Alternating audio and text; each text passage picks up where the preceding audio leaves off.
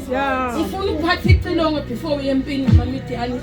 Uthi uma nifika kumaMidiyani ngifuna nifuthe amacilongo ngaphambi kokuba nilwe.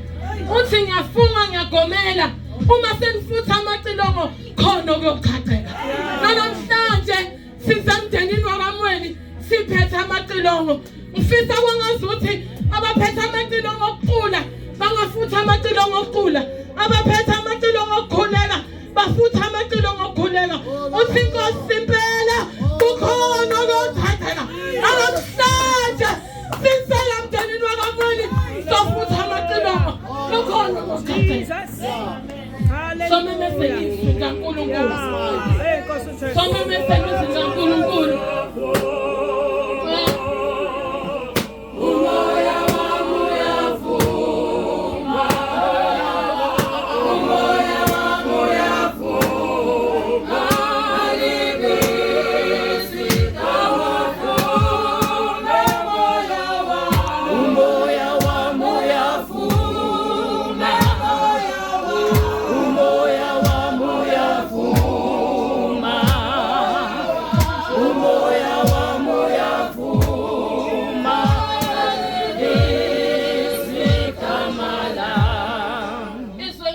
Namhlanje ukuthi umsalo wami sohambile kule somemezela uthi Gideon mangikuthuma ngiyakubona uphethe ibandla ngiyakubona uphethe ibutho kodwa uthi ngiyabona amadoda onke agcwele lana angifuni lonke lebutho ohamba nalo uthi khona uhlobo oluthile Gideon engifuna uhambe nalo uye empini uthi ngiyayibona igora zakho ngiyabona abakwazi ukushaya isibhamu ngiyabona abashaya isibhekela ngiyabona abanemali uthi wena ngibafuni nohlobo oluthile ngifuna uhambe nalo empini nanamuhla somemezelizwe uthi nohlobo oluthile engifuna ukuhamba nalo siye leyo empini ngamthemba umsala wami ukuthi bekayilolo uhlobo lelo